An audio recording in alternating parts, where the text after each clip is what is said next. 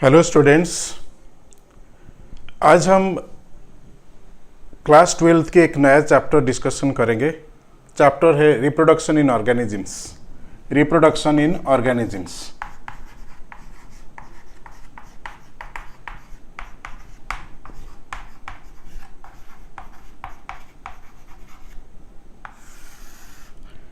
बेटा ये जो चैप्टर है, ये चैप्टर ऑर्गेनिजम्स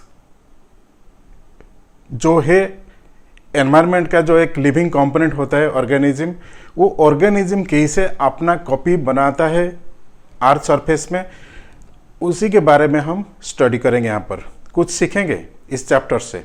बट ये जो चैप्टर है क्लास 11th के बहुत सारे चैप्टर के साथ लिंक्ड है। क्लास 11th के जो चैप्टर के साथ इसका लिंकिंग है, तो वो चैप्टर सब है जैसा कि पहले जो चैप्टर है cell chapter, cell, second cell cycle and cell division and cell cycle,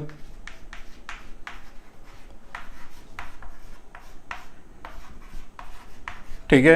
then third एक चैप्टर है बायोलॉजिकल क्लासिफिकेशन, बायोलॉजिकल क्लासिफिकेशन। बेटा 4 नंबर चैप्टर है plant kingdom, plant kingdom and morphology of flowering plants, morphology of flowering plants।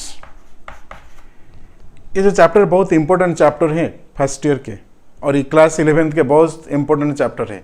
ये chapter से question तो बहुत सारे पूछे जाते हैं, फिर भी ये जो चैप्टर हम पढ़ रहे हैं क्लास 12th की जो चैप्टर है रिप्रोडक्शन इन ऑर्गेनिज्म, तो रिप्रोडक्शन इन ऑर्गेनिज्म जो चैप्टर है, ये चैप्टर का बहुत सारे जनरल स्टेटमेंट रहता है, बहुत सारे जनरल स्टेटमेंट है। वो स्टेटमेंट सब ये चैप्टर से भी लिंक रहे, ठीक है। सेल के साथ भी लिंक्ड है। Then cell division, cell cycle chapter class 11th की है, तो वो चैप्टर के साथ भी इसका रिलेशन है। Then biological classification, plant kingdom and morphology of flowering plants. Morphology of flowering plants बहुत इंपॉर्टेंट चैप्टर है, बहुत सारे क्वेश्चंस नॉर्मली नीट के एग्जाम में पूछे जाते हैं मॉर्फोलॉजी ऑफ फ्लावरिंग प्लांट्स से।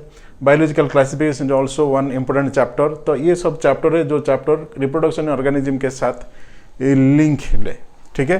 तो हम आज ये जो चैप्टर को डिस्कस करेंगे और ये चैप्टर को जो सीखने की कोशिश करेंगे रिप्रोडक्शन ऑर्गेनिज्म, पहले हम डिस्कस करेंगे, पहले हम देखेंगे कि ऑर्गेनिज्म क्या है एंड रिप्रोडक्शन क्या है। रिप्रोडक्शन कहाँ होता है? रिप्रोडक्शन लिविंग में या नॉन लिविंग थिंग्स में होता है, लिविंग ऑर्गेनिजम्स या नॉन लिविंग थिंग्स में होता है, कैसे होता है वो भी हम डिस्कशन करेंगे। एंड ये जो रिप्रोडक्शन, ये रिप्रोडक्शन क्यों होता है, रिप्रोडक्शन नहीं होगा तो क्या होगा, ठीक है। तो ये जो चैप्टर है कि रिप्रोडक्शन इन ऑर्गेनिजम्स, यहाँ पर पहले हम देखेंगे कि ये चैप्टर में क्या हम पढ़ने वाले हैं, क्या क्या यहाँ पर डिस्कस हम करने वाले हैं। तो फर्स्ट ये चैप्टर में हम देखेंगे, एक्चुअली जो चैप्टर है बेटा ये तीनों पार्ट में इसको हम डिवाइड करेंगे, 3 पार्ट में हम इसको डिस्ट्रीब्यूट करके पढ़ाई करेंगे। तो फर्स्ट जो है, फर्स्ट ये चैप्टर में हम लाइफ स्पान के बारे में डिस्कशन करेंगे। लाइफ स्पान, एक ऑर्गेनिज्म का जो लाइफ स्पान होता है, लाइफ साइकिल होता है, तो वो क्या होता है, ये लाइफ स्पान क्या होता है उसके बारे में हम पहले देखेंगे।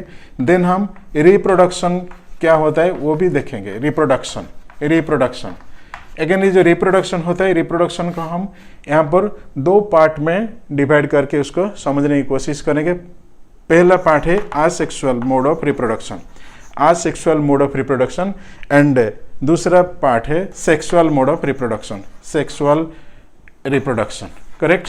तो इसी तरह का हम डिस्कशन करेंगे कि लाइफ स्पान क्या है, एसेक्सुअल मोड ऑफ रिप्रोडक्शन क्या है, सेक्सुअल मोड ऑफ रिप्रोडक्शन क्या है, एंड व्हाट इज रिप्रोडक्शन। ये रिप्रोडक्शन क्या होता है, रिप्रोडक्शन नहीं होगा तो क्या होगा, रिप्रोडक्शन होगा तो क्या होगा, ये सब हम डिस्कशन करेंगे इस चैप्टर में, ठीक है। पहले आ जाओ, पहले हम ये ऑर्गेनिज्म क्या है, ये ऑर्गेनिज्म के बारे में पहले कुछ चीज़ें देख लेते हैं। सो ऑर्गेनिज्म, बेटा ये जो ऑर्गेनिज्म है, ऑर्गेनिज्म मतलब क्या है कि living component of the environment. ये जो ऑर्गेनिज्म, हम इसे डिफाइन इसी तरह का कर सकते हैं कि ये living component of the living component of surrounding और एनवायरनमेंट, सराउंडिंग और एनवायरनमेंट। तो एनवायरनमेंट जो है ये हमारे सराउंडिंग है। तो सराउंडिंग जो है वहाँ पर दो टाइप के कंपोनेंट होते हैं, दो टाइप के कंपोनेंट एनवायरनमेंट होते हैं।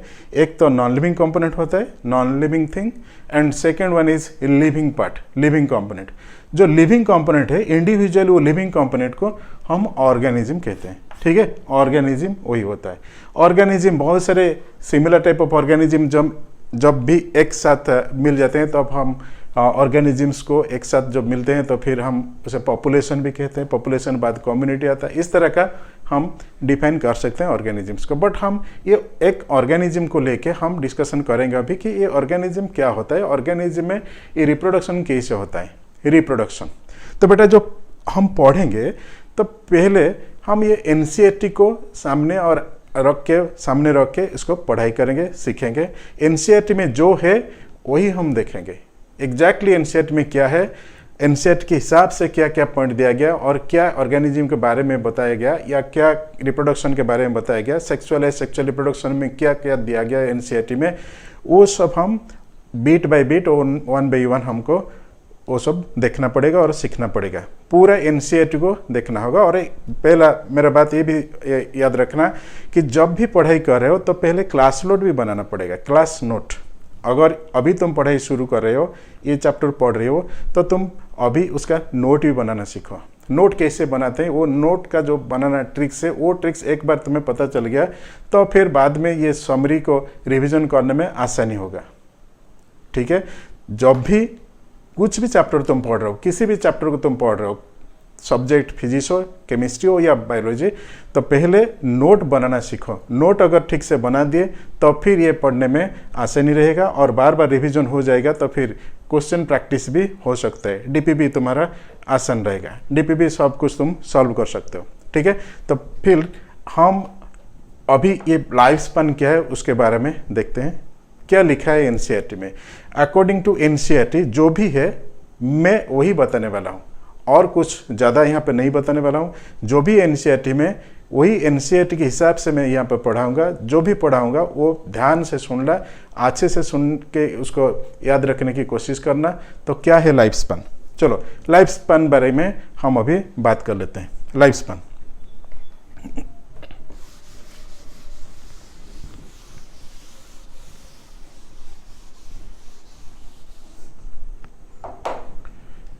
बेटा, लाइफ स्पैन ये क्या है? It is a time period from birth till death. ठीक है, पीरियड ऑफ टाइम फ्रॉम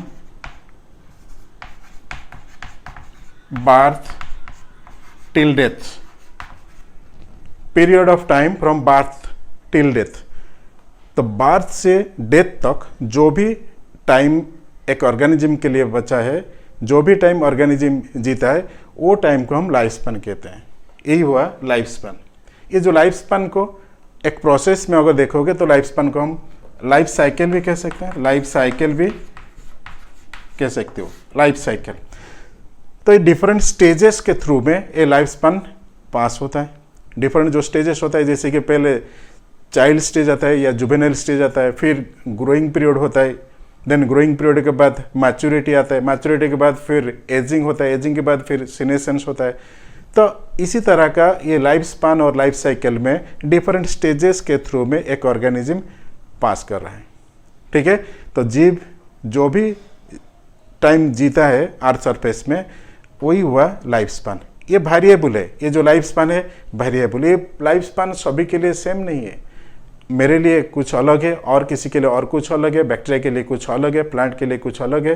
तो ये life span variable.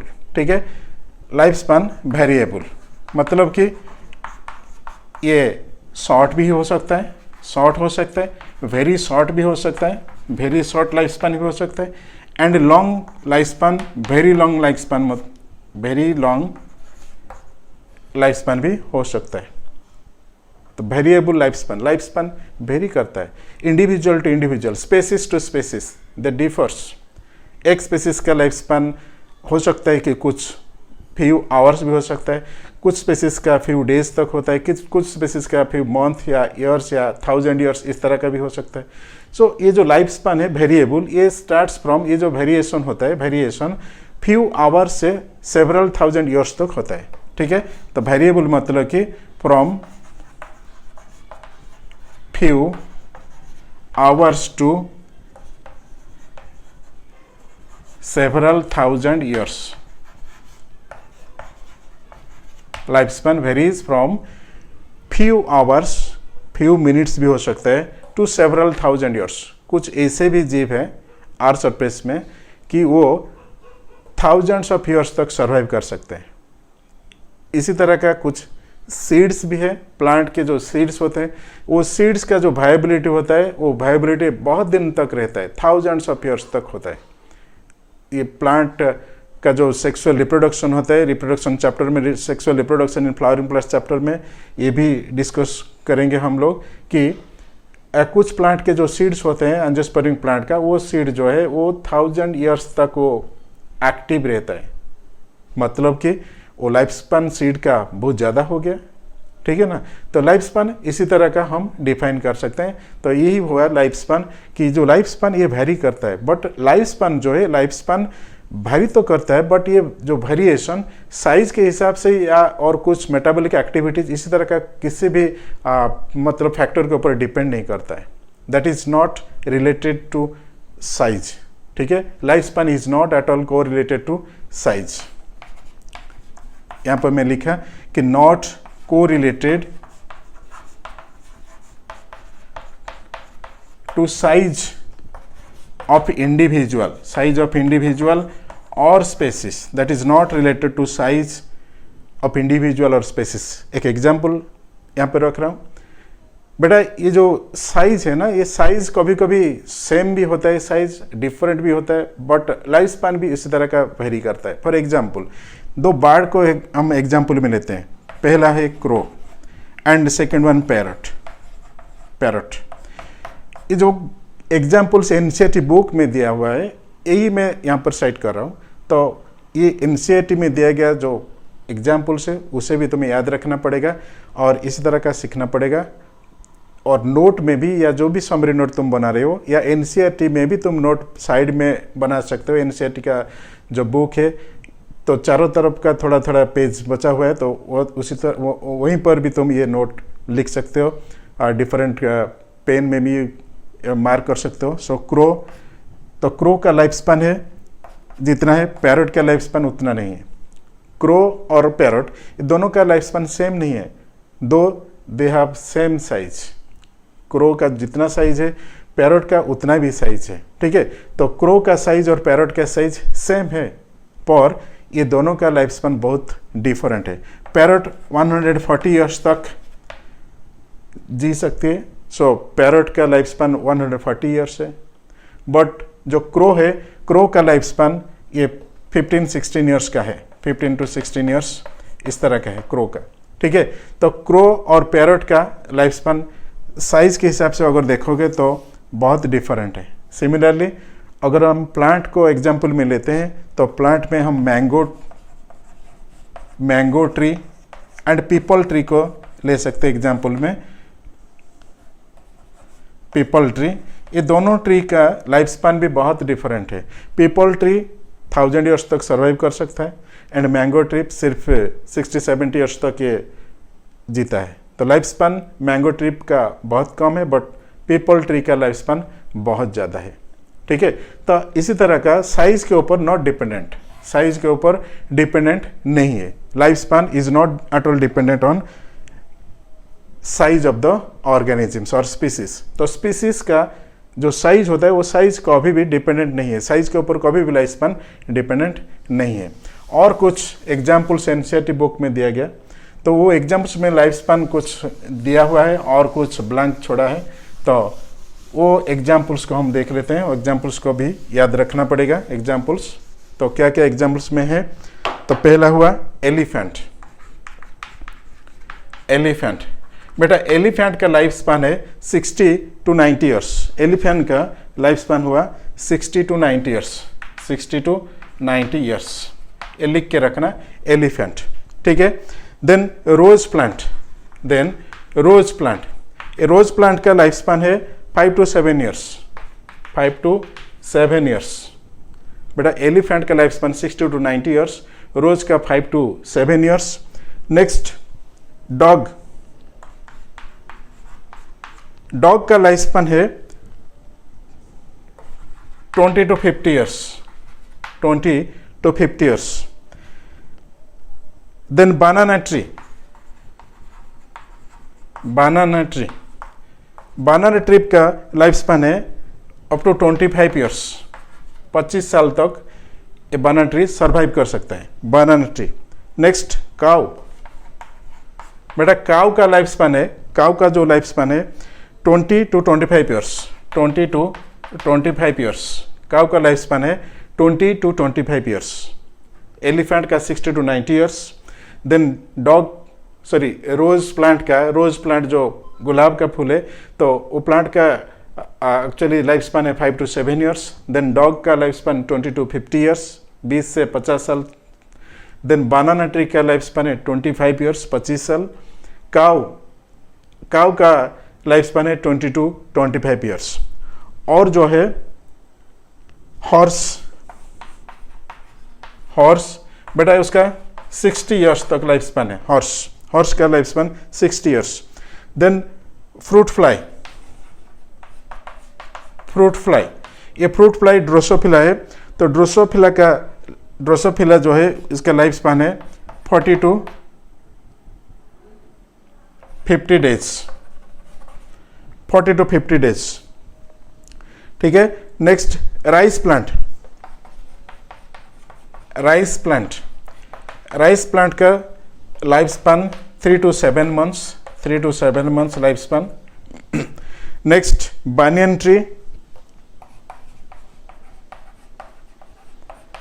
Banyan tree का लाइफ स्पैन है ऑलमोस्ट 200 ईयर्स, ठीक है।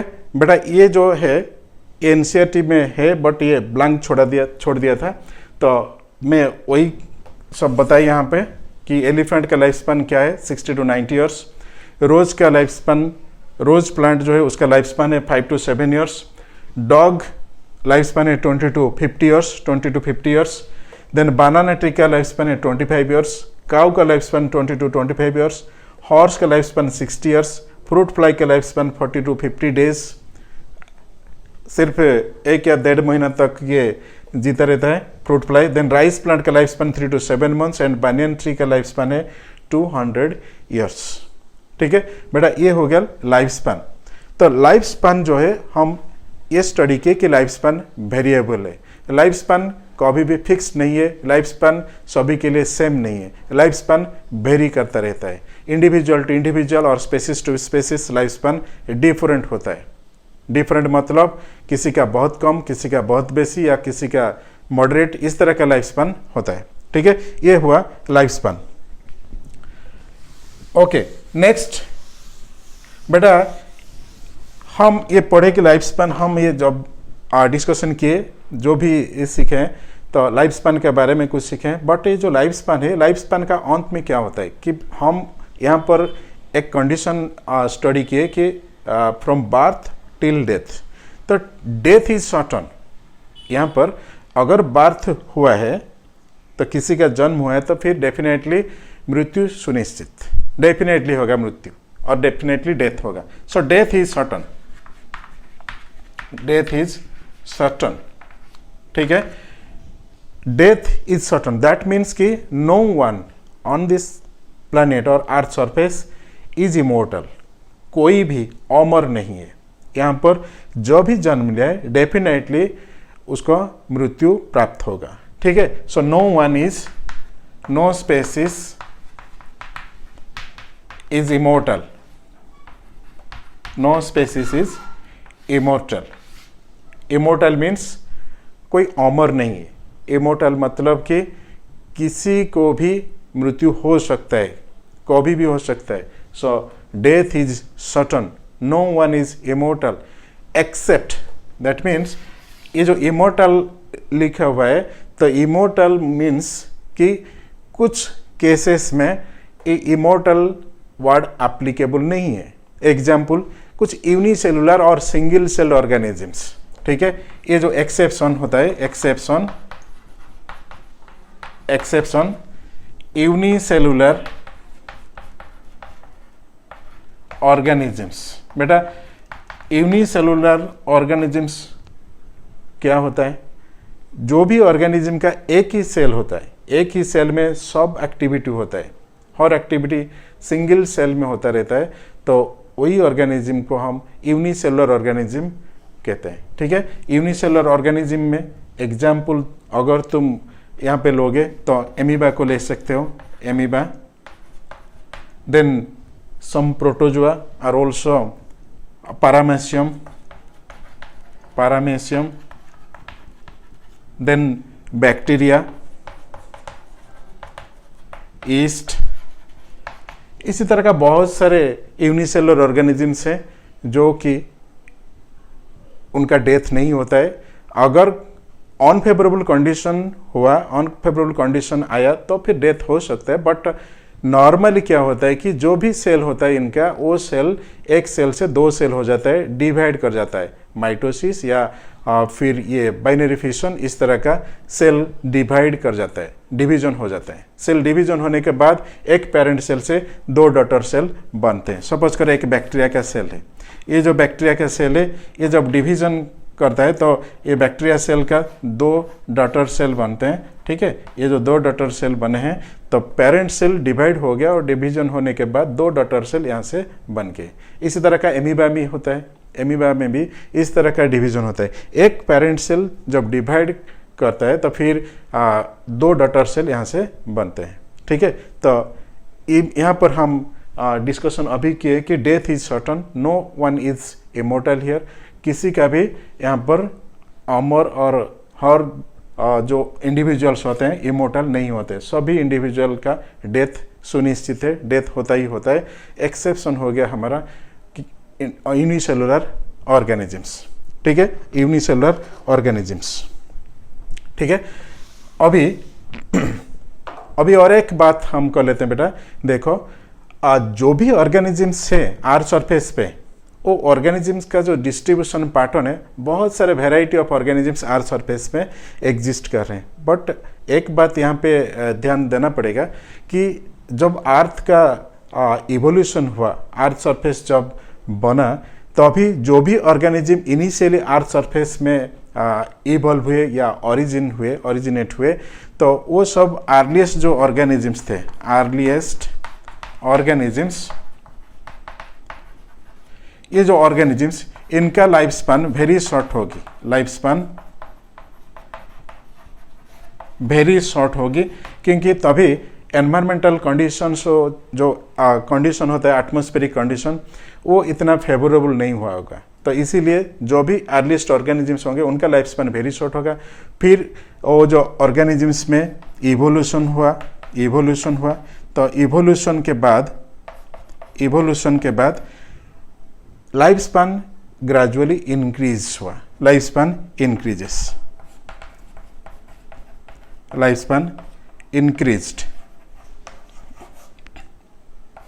ठीक है, life span increase. So gradually life span increased and variety of organism. आज हम अर्थ सरफेस से बहुत सारे ऑर्गेनिजम्स देख रहे हैं, प्लांट्स के ले लो, एनिमल्स के ले लो, और भी बहुत सारे ऑर्गेनिज्म, माइक्रो ऑर्गेनिज्म ले लो, बहुत सारे ऑर्गेनिज्म है अर्थ सरफेस में, वेराइटी ऑफ ऑर्गेनिज्म्स है अर्थ सरफेस में, और उनका लाइफ स्पैन भी डिफरेंट टाइप्स के हैं, सभी का सेम नहीं है, किसी का बहुत ज़्यादा, किसी का कम है।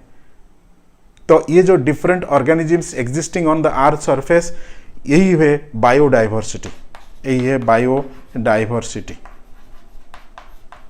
That means distribution of different living organisms on the earth surface. ये vast number of organisms are there present on the earth surface, but जो भी organisms है ये लाइफ स्पैन अगर कंप्लीट हो रहा है तो फिर यही ऑर्गेनिजम्स खुद का कॉपी यहाँ पे बना लेते हैं।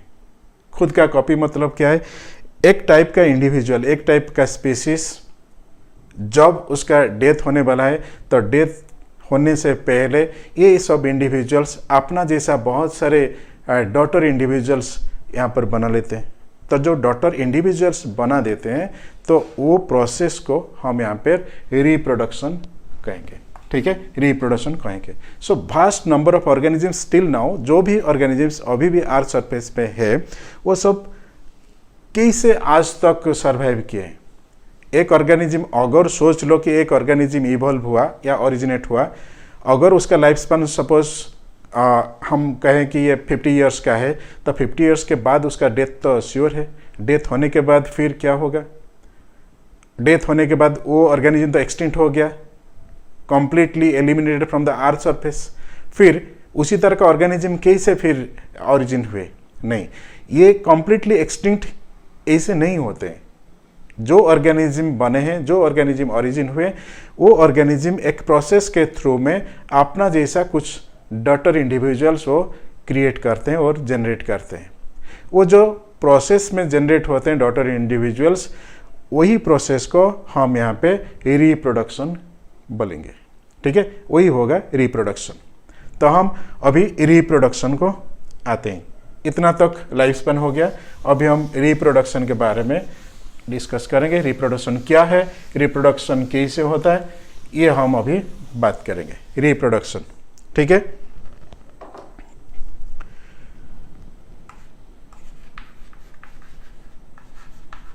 रिप्रोडक्शन, बेटा जो रिप्रोडक्शन है ये एक बायोलॉजिकल प्रोसेस है। रिप्रोडक्शन एक बायोलॉजिकल प्रोसेस है। ये जो रिप्रोडक्शन है ये बायोलॉजिकल प्रोसेस क्या है? बायोलॉजिकल प्रोसेस ऑर्गेनिज्म के अंदर होता है, ऑर्गेनिज्म से होता है। ये जो बायोलॉजिकल प्रोसेस, ये बायोलॉजिकल प्रोसेस के थ्रू में ऑर्गेनिज्म अपना जैसा कॉपी बना लेता है। So making a copy of itself की शॉर्ट में ऐसे ब्रीफली हम भी रिप्रोडक्शन इसी तरह का रिप्रेजेंट कर सकते हैं कि making a copy of itself. ठीक है ना, making a copy of itself, copy of itself. ये कॉपी जो होता है, कॉपी अपना जैसा होता है, एक ह्यूमन बींग से और एक ह्यूमन बींग, एक काव से और एक काव होता है, एक बर्ड से और एक बर्ड होता है। तो कॉपी यहाँ पर होता है। कॉपी एग्जैक्टली हो सकता है, एग्जैक्टली सेम हो सकता है और कुछ डिफरेंट भी हो सकता है, कुछ बिहेवियर या कैरेक्टर में डिफरेंट भी हो सकता है। बट ये कॉपी हुआ कि एक ऑर्गेनिज्म से उसी तरह का एक ऑर्गेनिज्म ही जनरेट हुआ है, तो ये कॉपी हम कहेंगे, इसे हम कॉपी कहेंगे। So making a copy of itself, it is a biological process. ये बायोलॉजिकल प्रोसेस, बायोलॉजिकल प्रोसेस, ठीक है ना बेटा। ये बायोलॉजिकल प्रोसेस इसीलिए कहा कि बायोलॉजिकल बॉडी से ही कुछ चेंजेस हुआ है, कुछ डिफरेंशिएशन हुआ है, उसके बाद डॉटर और कुछ नए इंडिविजुअल्स जनरेट हुए या क्रिएट हुए, इसीलिए मैं इसे बायोलॉजिकल प्रोसेस कहा। ठीक है, बायोलॉजिकल प्रोसेस इसे कहा गया है। ठीक है ना, तो ये हो गया बायोलॉजिकल प्रोसेस। अभी जो इंडिविजुअल्स और ऑर्गेनिजम्स होते हैं, वो ऑर्गेनिजम्स बेटा इमीडिएटली जब उनका बर्थ होता है तो इमीडिएटली वो रिप्रोडक्शन नहीं कर पाते हैं। ऑर्गेनिजम्स पहले कुछ स्टेजेस के थ्रू में पास करते हैं। जो स्टेजेस के थ्रू में वो पास करते हैं, वो जो स्टेजेस होते हैं ऑर्गेनिजम्स का, वो स्टेजेस को हम लाइफ साइकिल कहेंगे। लाइफ साइकिल हम उसे टर्म करेंगे। Then life cycle different stages के थ्रू में होता है। पहले तो बार्थ होता है, तो बार्थ के बाद लाइफ साइकिल स्टार्ट होता है, बार्थ के बाद लाइफ साइकिल स्टार्ट होता है। देन बार्थ के बाद फिर ग्रोथ भी होता है। देन जब ग्रोथ हो रहा है, ये ग्रोइंग पीरियड जुवेनाइल स्टेज होता है या वेजिटेटिव फेज होता है प्लांट्स में, तो इस तरह का ग्रोथ होता है। फिर ग्रोथ के बाद ऑर्गेनिज्म मैच्योर्ड हो जाता है। मैच्योर्ड जब होता है फिर ऑर्गेनिज्म रिप्रोडक्शन करता है। सो यहाँ पर रिप्रोडक्शन स्टेज आता है, रिप्रोडक्शन स्टेज आया। नेक्स्ट रिप्रोडक्शन के बाद ऑर्गेनिज्म एजिंग स्टेज में चले जाते हैं। एजिंग मतलब एज इंक्रीज होता गया, मैच्योरिटी ज़्यादा हो रहा है, एज बहुत ज़्यादा बढ़ रहा है। And finally organism senescence stage देके सीनेसेंस स्टेज थ्रू पास करता है। ठीक है, तो डिफरेंट स्टेजेस के थ्रू में ये लाइफ साइकिल जो होता है, लाइफ साइकिल डिफरेंट स्टेजेस है।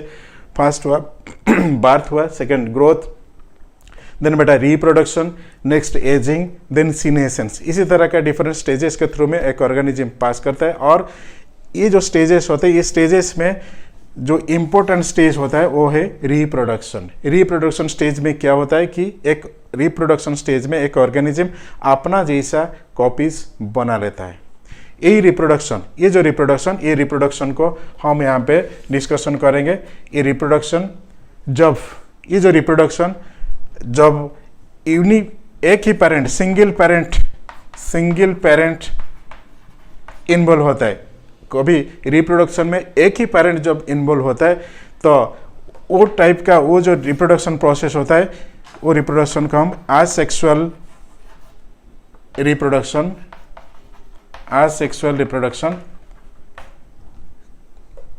ये जो रिप्रोडक्शन होता है जहां पर सिंगल इंडिविजुअल और सिंगल पेरेंट इन्वॉल्व होता है तो उसे हम असेक्सुअल रिप्रोडक्शन कहेंगे। ठीक है, असेक्सुअल रिप्रोडक्शन। अगर रिप्रोडक्शन प्रोसेस में टू इंडिविजुअल इन्वॉल्व हुए, टू पेरेंट्स इन्वॉल्व हुए, ठीक है, टू इंडिविजुअल्स और बाई पेरेंट है, टू इंडिविजुअल्स और बाई पेरेंटल अगर हुए, दो इंडिविजुअल अगर इन्वॉल्व हुए तो हम इसे सेक्सुअल रिप्रोडक्शन कहेंगे, सेक्सुअल रिप्रोडक्शन कहेंगे। ठीक है, सेक्सुअल रिप्रोडक्शन कहेंगे। तो रिप्रोडक्शन अभी दो टाइप के हो गए, एक हुआ सेक्सुअल रिप्रोडक्शन और एक हुआ असेक्सुअल रिप्रोडक्शन। एसेक्सुअल रिप्रोडक्शन क्या है? जहां सिंगल इंडिविजुअल इन्वॉल्व होता है, एक ही पेरेंट इन्वॉल्व होता है, वो एसेक्सुअल रिप्रोडक्शन है।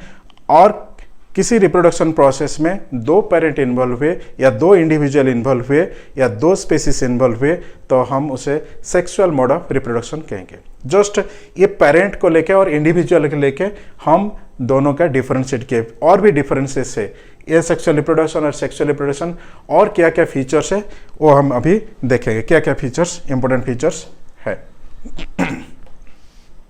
ठीक है बेटा, तो हम अभी असेक्सुअल रिप्रोडक्शन क्या है वो पहले डिफरेंशिएट करें एंड सेक्सुअल रिप्रोडक्शन क्या है एक जनरल आइडिया हम ले लेते हैं। Asexual and sexual reproduction, asexual reproduction and sexual reproduction. बेटा ध्यान से देखना कि असेक्सुअल एंड सेक्सुअल रिप्रोडक्शन में क्या इंपॉर्टेंट फीचर्स है। ठीक है, बहुत इंपॉर्टेंट फीचर्स तीन चार हम यहाँ पर डिस्कस करेंगे, फिर इंडिविजुअल असेक्सुअल रिप्रोडक्शन में पूरे डिटेल प्रोसेस हम पढ़ेंगे और सीखेंगे। ठीक है, असेक्सुअल रिप्रोडक्शन ये यूनिपेरेंटल, बेटा sexual reproduction by parental, commonly by parental. कभी कभी ये यूनिपेरेंटल भी होता है पर वो एक्सेप्शनल केस है। एक इंडिविजुअल में ही दोनों टाइप का गैमेट फॉर्मेशन तब होता है तो वो सेक्सुअल मोड पे चला जाता है। सो यूनिपेरेंटल एंड बाई पेरेंटल। ठीक है, सेकेंड पॉइंट असेक्सुअल रिप्रोडक्शन में क्या कहेंगे हम? Clones are produced, clones are produced. But in case of sexual reproduction में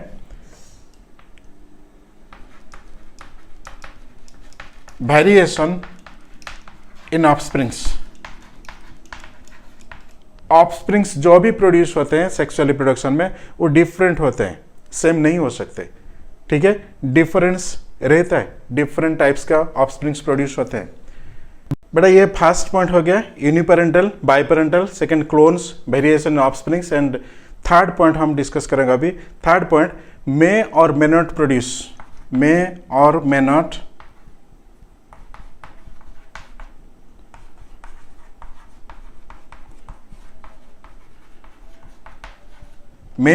प्रोड्यूस गैमेट्स।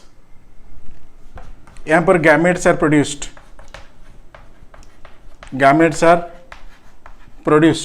और gametes are involved. Gametes produced और gametes are involved. Here gametes are not involved. No fusion of gametes, no fertilization और no fusion of gametes. यहां पर fusion of gametes.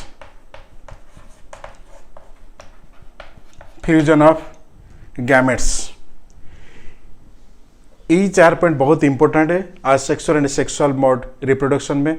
बहुत सारे organisms asexual mode and sexual mode reproduction simultaneously exhibit भी कर पाते हैं। कुछ लो ग्रुप ऑफ ऑर्गेनिजम्स जैसे कि कुछ algae and fungi they have both asexual and sexual mode of reproduction.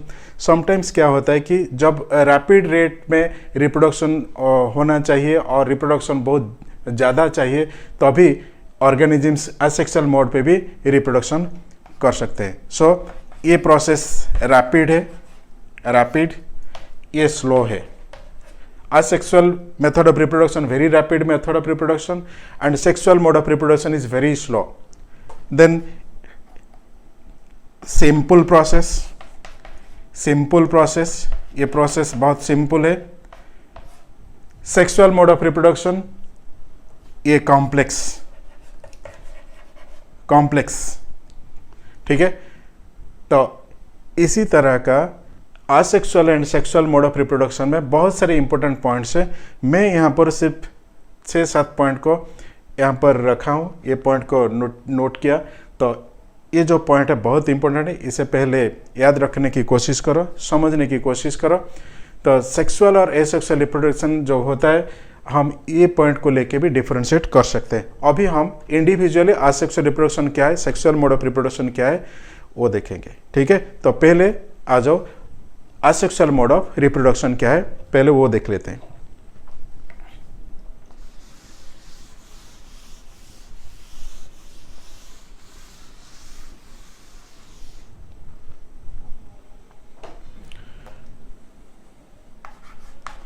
Asexual reproduction,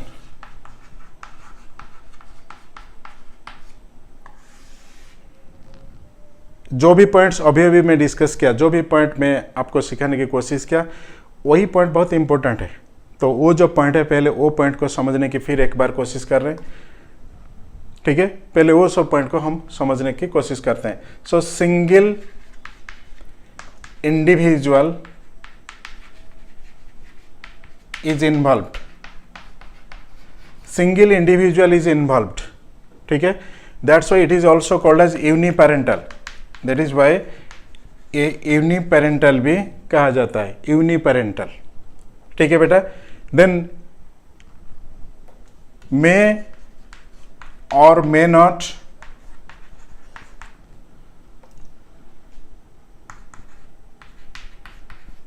involve gametes, male sex gamete, female sex gamete, वो जो गैमेट्स यहाँ पर प्रोड्यूस हो सकता है, प्रोड्यूस कभी कभी नहीं भी होती है, ठीक है।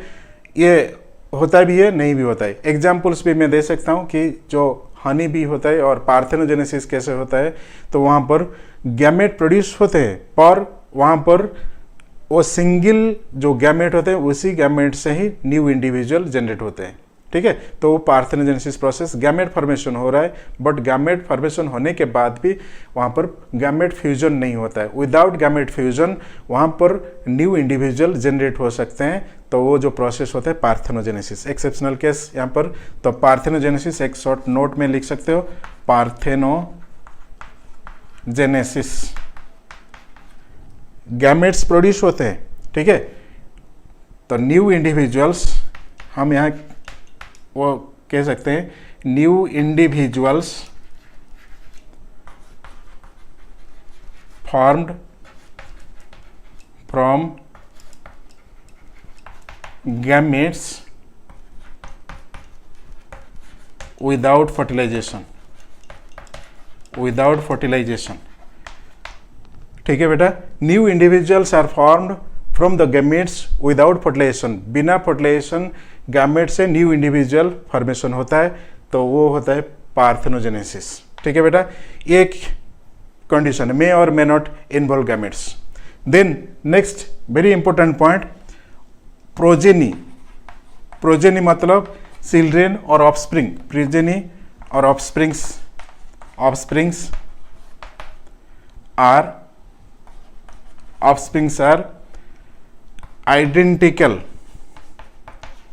आइडेंटिकल। जो भी ऑफस्प्रिंग्स या प्रोजेनी आसेक्सुअल मोड पे रिप्रोड्यूस होते हैं, आसेक्सुअल मोड से जनरेट होते, फॉर्मेशन होता है, वो सब जेनेटिकली और मॉर्फोलॉजिकली आइडेंटिकल। ठीक है बेटा, तो प्रोजेनी आइडेंटिकल होते हैं। अगेन ये जो प्रोजेनी पेरेंट के साथ भी आइडेंटिकल होते हैं, प्रोजेनी और ऑफस्प्रिंग से आइडेंटिकल। अगेन मैं फिर ये जो सेंटेंस जो कहा है, ये सेंटेंस को फिर थोड़ा सा टर्न करके यही बोल सकता हूं कि progeny are identical among themselves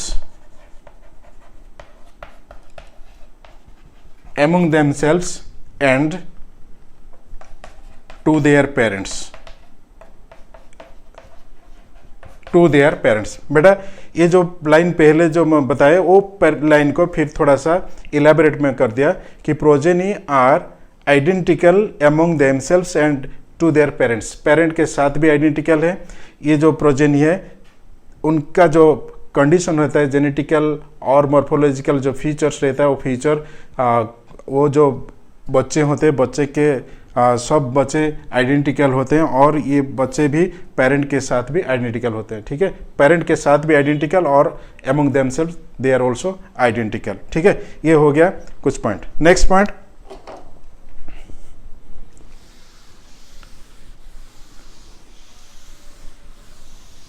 next जो पॉइंट है बेटा कि asexual reproduction is widespread. Widespread क्या समझे? वाइड स्प्रेड के मतलब क्या है? Very common, very common, that is very common. It is very common in nature, nature में वेरी कॉमनली फाउंड। ठीक है, then it is a rapid process, it is a rapid process, rapid process. It is a complex, sorry, very simple method of reproduction, very simple method of reproduction। ठीक है बेटा, very simple method of reproduction। very simple मतलब क्या है?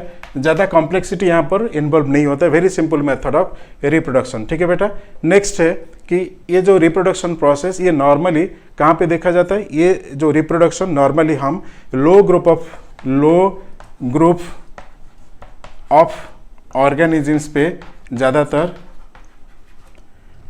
ये exhibit होता है।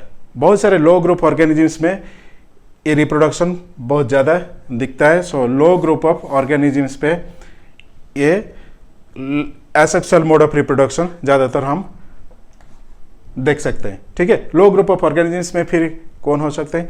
Unicellular organisms को ले सकते हो, यूनिसेलुलर ऑर्गेनिजम्स। देन बेटा algae, fungi and some higher plants and animals, higher plants and animals with simple organization।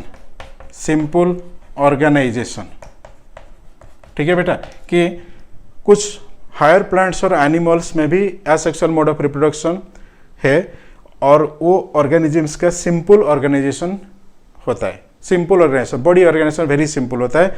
तो ये हो गया simple organisation in case of higher plants and animals. ठीक है, तो अभी हम देखेंगे और कुछ पॉइंट्स है।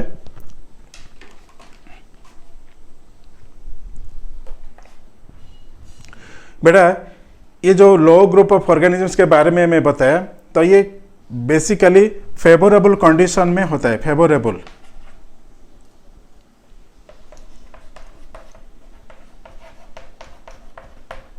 फेवरेबल कंडीशंस में एसेक्सुअल मोड ऑफ रिप्रोडक्शन होता है। ठीक है, फेवरेबल कंडीशन मतलब जब climatic condition, environmental condition conducive है, एनवायरमेंटल कंडीशन बहुत अच्छा है, तब रैपिडली ये ऑर्गेनिजम्स, जो भी ऑर्गेनिजम्स है असेक्सुअली जो ऑर्गेनिज्म रिप्रोडक्शन कर सकते हैं, तो ऑर्गेनिजम्स ज़्यादातर वहाँ पर रिप्रोडक्शन कर सकते हैं, रैपिडली उनका नंबर इंक्रीज कर सकते हैं। सो ये हुआ हमारा असेक्सुअल मोड ऑफ रिप्रोडक्शन, जो कि very simple group of organisms के पास ही जो ऑर्गेनिजम्स सिंपल टाइप का लिविंग होता है, वो सब ऑर्गेनिजम्स के पास ही इस तरह का असेक्सुअल मोड ऑफ रिप्रोडक्शन दिखाई पड़ता है। ठीक है, ये हो गया असेक्सुअल मोड का रिप्रोडक्शन का कुछ इंपॉर्टेंट फीचर्स। बहुत सारे इंपॉर्टेंट फीचर्स मैं यहाँ पर डिस्कस कर दिया। ये सब पॉइंट्स एनसीईआरटी में क्लियरली बेटा एनसीईआरटी में ये सब मेंशन है, तो जो भी एनसीईआरटी में वही पॉइंट को मैं यहाँ पर डिस्कस कर रहा हूँ। एनसीईआरटी के बाहर से कुछ भी नहीं बोला, जहाँ जो कुछ भी है एनसीईआरटी में बस उतना ही पॉइंट को मैं यहाँ पर रख दिया। ठीक है, बट यहाँ से कुछ की वर्ड्स और की पॉइंट्स तुम्हें निकलना है और की वर्ड्स और की पॉइंट्स को तुम्हें याद रखना है और एनसीईआरटी बुक में वो की वर्ड पॉइंट को तुमको मार्क करना पड़ेगा। और जब तुम रिवाइज करोगे ये चैप्टर को तभी ये तुम्हें हेल्पफुल होगा।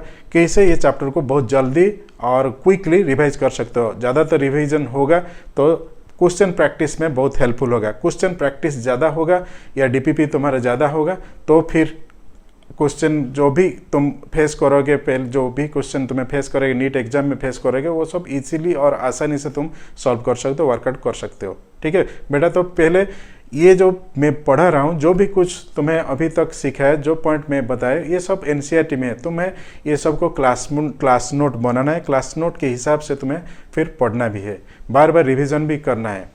एक बार पढ़ने से नहीं होता है, बार बार रिवीजन करना पड़ता है। रिवीजन के साथ साथ क्वेश्चन प्रैक्टिस भी जरूरत होता है। अगर क्वेश्चन प्रैक्टिस ठीक से नहीं कर पाते हो तो फिर तुम्हें एक्यूरेसी नहीं मिलेगा और टाइम मैनेजमेंट भी नहीं होगा।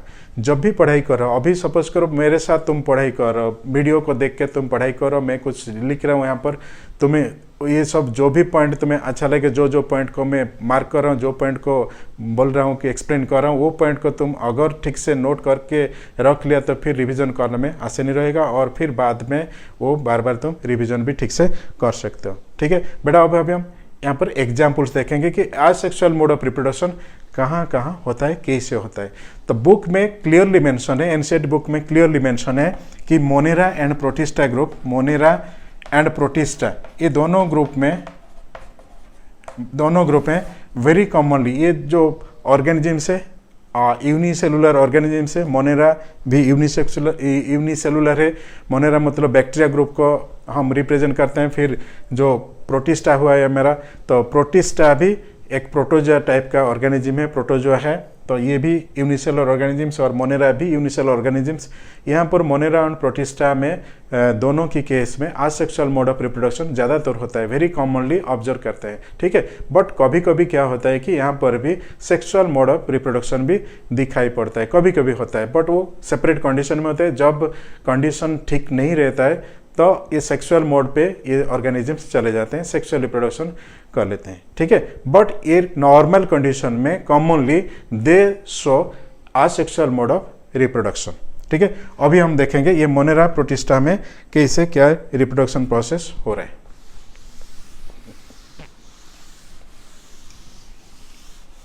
ठीक है बेटा, अब ये जो रिप्रोडक्शन प्रोसेस मैंने कहा, रिप्रोडक्शन प्रोसेस में सेल डिवीजन ये यूनिसेलुलर जो ऑर्गेनिजम्स होते हैं वहां पर सेल डिवीजन ही रिप्रोडक्शन है। सेल डिवीजन भी एक प्रकार की रिप्रोडक्शन है, असेक्सुअल मोड ऑफ रिप्रोडक्शन। एक सेल से दो सेल बन जाते हैं। ये एमीबा में, बैक्टीरिया में, कुछ अदर फंगी में भी इस तरह का दिखाई पड़ता है कि सेल डिवीजन जो होता है, सेल डिवीजन से बच्चे पैदा हो जाते हैं और जनरेट हो जाते हैं, ऑफस्प्रिंग्स और प्रोजेनी जनरेट होता है। सेल डिवीजन से भी असेक्सुअल मोड ऑफ रिप्रोडक्शन होता है। सेल डिवीजन भी इंक्रीजेस नंबर। ठीक है, cell division increases number increase कर रहा है।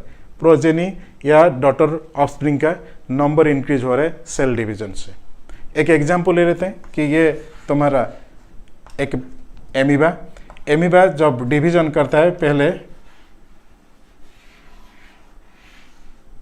तो यहाँ पर सेल जो डिवीजन होता है, सेल डिवीजन के टाइम पे न्यूक्लियस पहले डिवीजन होता है, फिर न्यूक्लियस जब डिवीजन होता है, न्यूक्लियस डिवीजन करने के बाद दोनों सेल सेपरेट हो जाते हैं। दोनों सेल सेपरेट हो गए तो दो सेल जो सेपरेट हो गए ये डॉटर सेल प्रोड्यूस हो गए। एक सेल था पहले, पेरेंट सेल एक सेल था, और फिर पेरेंट सेल में डिवीजन हुआ, सेल डिवीजन हुआ। यहाँ पर जो सेल डिवीजन हुआ, ये सेल डिवीजन को यहाँ पर बाइनरी फिशन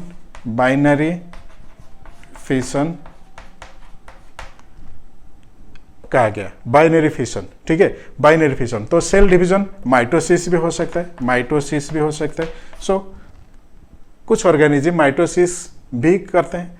तो यहाँ पर जो एमीबा एग्जिबिट किया, जो सेल डिवीजन किया, सेल डिवीजन यहाँ पर बाइनरी फिशन हुआ, बाइनरी फिशन हुआ। ये फेवरेबल कंडीशन में हुआ। फेवरेबल कंडीशन मतलब, फेवरेबल कंडीशन मतलब कि एनवायरमेंटल कंडीशंस ठीक ठाक है, एनवायरमेंटल कंडीशन ठीक है, तो फेवरेबल कंडीशन में बाइनरी फिशन हुआ। और ये बाइनरी फिशन के बाद एक एमीबा से 2 डॉटर एमीबा प्रोड्यूस हुए, ठीक है, 2 डॉटर एमीबा। और एक एग्जाम्पल भी बुक में पैरामेसियम का एग्जाम्पल भी दिया गया, पैरामेसियम। बेटा पैरामेसियम एंड एमीबा, ठीक है, एमीबा, पैरामेसियम एंड एमीबा, ये दोनों में बाइनरी फिशन का असेक्सुअल मोड ऑफ रिप्रोडक्शन हुआ है, बाइनरी फिशन का असेक्सुअल मोड रिप्रोडक्शन हुआ है, ठीक है। देन और एक मोड ऑफ रिप्रोडक्शन है बॉडिंग। बेटा बॉडिंग, तो बॉडिंग क्या है कि एक छोटा सा आउटग्रोथ पेरेंट सेल से होगा, तो बॉडिंग। नेक्स्ट बॉडिंग हुआ। बॉडिंग जो है, ये बॉडिंग में क्या होता है कि एक पेरेंट सेल में एक छोटा सा बॉड पहले और आउटग्रोथ प्रोड्यूस होगा। एक ईस्ट का सेल ले लेते हैं, ईस्ट का सेल लेते हैं। सो ईस्ट जो है, सपोज ये ईस्ट का सेल हुआ, ये ईस्ट जब बॉडिंग करता है तो पहले जो पेरेंट सेल होता है, ये पेरेंट सेल से एक ऐसा एक छोटा सा बॉड फॉर्मेशन होता है। एक बॉड होता है, फिर उसके ऊपर और भी एक बॉड होता है, फिर और एक बॉड होता है, इस तरह का बॉड फॉर्मेशन होता है। फिर बाद में ये सब बॉड हो गए, ये सब बॉड बाद में सेपरेट हो जाता है, बाद में सेपरेट होते हैं पेरेंट सेल से। एंड पेरेंट सेल से सेपरेट होने के बाद इंडिविजुअल बॉड एक एक न्यू इंडिविजुअल हो जाते हैं। तो ये ईस्ट में होता है, ईस्ट में होता है, ठीक है, बॉडिंग ईस्ट में हुआ। ये जो बॉडिंग हुआ, ये एक्सटर्नली बॉड फॉर्मेशन हुए, एक्सटर्नली बॉड फॉर्मेशन हुए। ये जो बॉड फॉर्मेशन हुए, एक्सटर्नल बॉड, ये हो गया एक्सटर्नल बॉडिंग, ठीक है बेटा, एक्सटर्नल बॉडिंग, यही हुआ external budding. In case of yeast, hydra also exhibit budding. Hydra, another example, hydra भी एक्सटर्नल बॉडिंग होता है, हाइड्रा में भी एक्सटर्नल बॉडिंग होता है। So yeast and hydra both exhibit budding. So hydra का जो होता है, इस तरह का हाइड्रा का सेल होता है। ये हाइड्रा का जो बॉडी होता है, हाइड्रा के बॉडी से इस तरह के एक छोटा सा बॉड फॉर्मेशन होता है। ये बॉड बाद में पेरेंट बॉडी से सेपरेट हो जाता है। पेरेंट बॉडी से सेपरेट होने के बाद वो इंडिविजुअल एक ऑर्गेनिज्म के तौर पे ये सर्वाइव कर सकता है, ठीक है। तो ये हो गया bud, external bud. External budding हम ईस्ट और हाइड्रा दोनों में देखें, ठीक है। एग्जाम्पल्स हो गया बॉडिंग का, ईस्ट एंड हाइड्रा का एक्सटर्नल बॉडिंग। ये बॉडिंग में और एक कंडीशन है, इंटरनल बॉडिंग। इंटरनल बॉडिंग भी है।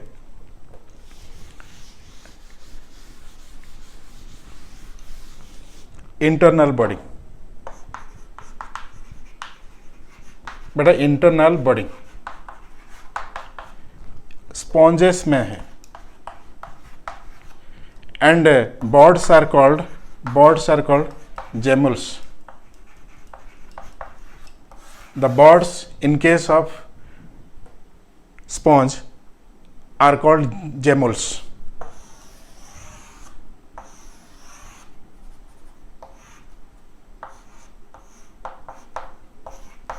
ये एक स्पॉन्ज का क्रॉस सेक्शन में लिया, ये हो गए तुम्हारा बॉर्ड्स, ठीक है, जेमुल्स। ये स्पॉन्ज है, स्पॉन्ज का क्रॉस सेक्शन लिया। एक स्पॉन्ज का जो क्रॉस सेक्शन लिया, इस स्पॉन्ज के अंदर इंटरनली कुछ बॉड फॉर्मेशन हुए। वो जो बॉड फॉर्मेशन हुए वो सबको हम यहाँ पर गेमुल्स कहते हैं, जेमुल्स, GEMMULS, जेमुल्स, ठीक है। सो बॉडिंग में 2 एग्जाम्पल लिया यहाँ पर, एक external bonding and second internal bonding. External bonding में हाइड्रा एंड ईस्ट को एग्जाम्पल के तौर पे हम कंसिडर किए, एंड इंटरनल बॉडिंग पे इंटरनल बॉडी पे हम स्पॉन्ज को कंसिडर करेंगे एज एग्जाम्पल, ठीक है। जेमुल्स आर द बॉड्स, ठीक है, जेमुल्स है ना। फिर और कुछ ऑर्गेनिजम्स के बारे में हम अभी डिस्कस करेंगे। Algae and fungi, algae and fungi. बेटा आल्गी एंड फंगी में कुछ स्पेशल रिप्रोडक्टिव स्ट्रक्चर्स होते हैं, special reproductive structures, special reproductive structures. कुछ स्पेशल रिप्रोडक्टिव स्ट्रक्चर्स देखेंगे एग्जाम्पल से। जूस्पर्स, जूस्पर्स, जूस्पर्स क्या होता है बेटा? जूस्पर ये इस तरह का एक ऑर्गेनिज्म होता है और यहाँ पर फ्लैजेला भी दिखाई पड़ते हैं, फ्लैजेला होते हैं। तो ये जो जूस्पर्स मोटाइल होते हैं, इसका फीचर है मोटाइल, मोटाइल, ठीक है, microscopic, microscopic, then haploid. These are all features of zoospore, haploid, microscopic, motile. Then ये zoospores जो भी है spread through water, spread or disperse by water, water medium में disperse ये कर सकते हैं। They can swim, SWIM, swim, they can swim.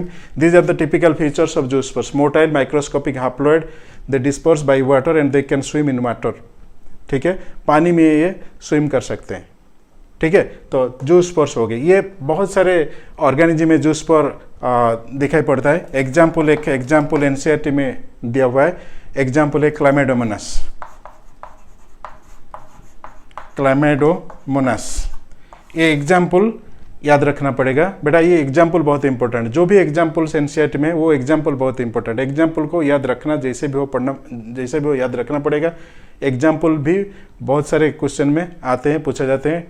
ठीक है, तो इतना पॉइंट्स में जूस्पर का दिया, motile, microscopic, haploid, disperse by water and swim. तो ये बेटा ये जो भी एग्जाम्पल्स में दिया हूँ वो कुछ आल्गी का एग्जाम्पल दिया हूँ। एक एग्जाम्पल दिया हो यहाँ पर क्लाइमेडोमोनास। आल्गी के अलावा और भी फंगी में भी ये जूस्पर्स दिखाई पड़ते हैं। ठीक है, तो फंगी में भी जूस्पर्स होते हैं। अगेन ये जो जूस्पर्स, ये फॉर्मेशन कैसा होता है? ये जो जूस्पर, ये फॉर्मेशन इंटरनली होता है। इंटरनली फॉर्मेशन मतलब एक जूस्परेंजियम इससे फॉर्मेशन होता है। जूस्परेंजियम के अंदर इस तरह का बहुत सारे जूस्पर फॉर्मेशन होते हैं।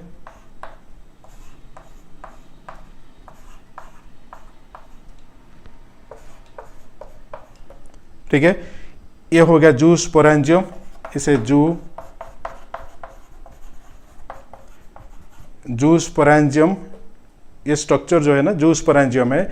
जूस्पोरेंजियम के अंदर जूस्पर फॉर्मेशन हुए। जूस्पर जो भी है, ये जो ऊपर जो भी लेयर है जूस्पोरेंजियम का, जो वाल है, ये वाल जब रप्चर करेगा, वाल जब यहाँ पर रप्चर होगा, तब ये सब जूस्पर यहाँ से निकल के फिर वाटर को आ जाएंगे। वाटर से फिर ये स्प्रेड करेंगे या स्विम करेंगे या डिस्पर्स हो जाएंगे। फिर नया नया लोकेशन पे जाके ये इंडिविजुअल क्लाइमेडोमोनास को कन्वर्ट हो जाएंगे। ठीक है, तो ये जूस्पोरेंजियम के अंदर ही फॉर्मेशन होता है जूस्पर्स। तो एक पॉइंट यहाँ पर भी मैं नोट कर सकता हूँ कि एंडोजिनस ओरिजिन ये भी कहा जा सकता है। एंडोजिनस ओरिजिन, जूस्पर्स अंदर ही बनते हैं, एक स्ट्रक्चर के अंदर बनते हैं। जो स्ट्रक्चर को यहाँ पर मैं लिखा हूँ वो स्ट्रक्चर है जूस्पोरेंजियम। सो जूस्पोरेंजियम के अंदर ये सब बने हुए हैं। ठीक है, जूस्पर्स। तो फर्स्ट ये हो गया जूस्पोर के बारे में। देन हम और एक स्ट्रक्चर जो रिप्रोडक्टिव स्ट्रक्चर आल्गी फंगी में मिलता है, वो स्ट्रक्चर के बारे में डिस्कशन करते हैं। तो नेक्स्ट है कोनिडिया। बेटा कोनिडिया क्या है? Conidia, second conidia. ये कोनिडिया बेसिकली ये फंगी में मिलता है, फंगी में ये दिखाई पड़ता है। सो फंगी का एक स्ट्रक्चर, फंगी का हाइफा से जनरेट होते हैं। इस तरह का स्ट्रक्चर होता है। बेटा एक फ्रूटिंग बॉडी होता है। ये फ्रूटिंग बॉडी को कोनिडियोफोर कहते हैं। कोनिडियोफोर कहा जाता है, कोनिडियोफोर। देन कोनिडियोफोर के ऊपर इस तरह का ये सब कोनिडिया फॉर्मेशन होता है। कोनिडिया, कोनिडिया ये सब स्पोर्स हैं। ये one type of spores. Then they are also haploid, haploid. They are also microscopic, sometimes they are also microscopic. Then external, these are all external structures, external origin है उनका, तो इसीलिए इन्हें मैं एक्सोजीनस origin कह सकता हूँ. These are all spores, they are haploid, they are also microscopic, external origin या exogenous origin. Then dispersed by wind के थ्रू डिस्पर्स होंगे, ये विंड के थ्रू में डिस्पर्स होते हैं. एग्जाम्पल में हम ले सकते हैं पेनिसिलियम, एक एग्जाम्पल एनसीईआरटी में पेनिसिलियम. उसके अलावा एस्परजिलस भी है, एरिसिपे भी है, बहुत सारे फंगी है. और फंगी में ये जो स्पोर फॉर्मेशन होता है कॉनिडिया कहा जाता है. वो कॉनिडिया एक वन टाइप का स्पेशल रिप्रोडक्टिव स्ट्रक्चर है. ये रिप्रोडक्टिव स्ट्रक्चर विंड के थ्रू में डिस्पर्स भी होता है. ठीक है, ये हो गया सेकंड, कॉनिडिया हो गया बेटा. देन नेक्स्ट ये दोनों हो गया. और उसके अलावा बॉर्ड्स, इसके अलावा थर्ड बॉर्डिंग ऑलरेडी मैं डिस्कस किया हूँ. बॉर्डिंग के बारे में अभी ऑलरेडी बता दिया हूँ. बॉर्डिंग ये ईस्ट में और हाइड्रा में, ठीक है, ईस्ट में और हाइड्रा में है बॉर्डिंग. नेक्स्ट फोर्थ एग्जाम्पल जेमुल्स बेटा. जेमुल्स स्पॉन्जेस में है, जेमुल्स जो है स्पॉन्जेस में है. एग्जाम्पल में मैंने दिया था और डायग्राम भी करके बताया. तो ये हो गया जेमुल्स, बॉर्डिंग और जेमुल्स. ठीक है बेटा. तो ये जो पॉइंट में बताया, यहाँ पर जो भी कुछ डिस्कशन किया हुआ, तो वो डिस्कशन मेरा सिर्फ था कि जो लोअर ग्रुप ऑफ ऑर्गेनिजम्स में कैसा एसेक्सुअल मोड ऑफ रिप्रोडक्शन होता है. तो पहले हम प्रोटिस्टा एंड मोनेरा में देखें कि प्रोटिस्टा मोनेरा में जो भी इनिशियल ऑर्गेनिजम्स में कैसे रिप्रोडक्शन हो रहा है. एक सेल से कैसे 2 सेल बन रहे हैं, 2 सेल से फिर 4 सेल, 4 से 8 सेल, या 6 सेल, इस तरह का बनते रहते हैं. तो पेरेंट सेल डिवीजन करके आइदर बाइनरी फिशन या माइटोसिस करके फिर रिप्रोडक्शन आगे बढ़ता है और बहुत सारे प्रोजेनी या ऑफस्प्रिंग प्रोड्यूस हो रहा है. ठीक है, तो वो मेरा था मोनेरा एंड प्रोटिस्टा ग्रुप को लेके एग्जाम्पल्स. देन हम आल्गी एंड फंगी में भी कुछ एग्जाम्पल्स लिए. आल्गी एंड फंगी में कैसे कुछ स्पेशल रिप्रोडक्टिव स्ट्रक्चर्स बन रहे हैं, तो वो स्पेशल रिप्रोडक्टिव स्ट्रक्चर्स क्या क्या है, जूस्पर के बारे में डिस्कस हुआ. फिर बॉर्डिंग के बारे में भी डिस्कशन किए. फिर बाद में हम कॉनिडिया के बारे में भी डिस्कशन हुआ. कॉनिडिया और जेमुल्स के बारे में भी हम बात कर ले. बहुत सारे चीज़ हम सीख लिए आज. ठीक है, तो इतना सा जो हो गया, तो ये असेक्सुअल जो रिप्रोडक्शन हुआ सिर्फ लो ग्रुप ऑफ ऑर्गेनिज्म जो होते हैं, लो ग्रुप ऑर्गेनिजम्स में कैसे असेक्सुअल मोड ऑफ रिप्रोडक्शन हुआ, उसी के बारे में बस हम डिस्कशन किए. फिर अब हम देखेंगे कि हायर प्लांट्स एंड हायर जो एनिमल्स होते हैं, हायर प्लांट्स एंड एनिमल्स में कैसे ये असेक्सुअल मोड ऑफ रिप्रोडक्शन हो रहा है, वो भी एग्जाम्पल्स के साथ हम डिस्कशन करेंगे. क्योंकि कुछ ऑर्गेनिजम्स ऐसे होते हैं हायर प्लांट्स और एनिमल्स में जो कि रैपिडली उनका नंबर इंक्रीज करना चाहते हैं और रैपिडली उनका कॉपीज बनाते रहते हैं. जेनेटिकली मॉर्फोलॉजिकली वो सब प्लांट या एनिमल्स बना लेते हैं. तो वो बात हम अभी यहाँ पर डिस्कशन करेंगे. ठीक है बेटा, ये तो हो गया. ठीक.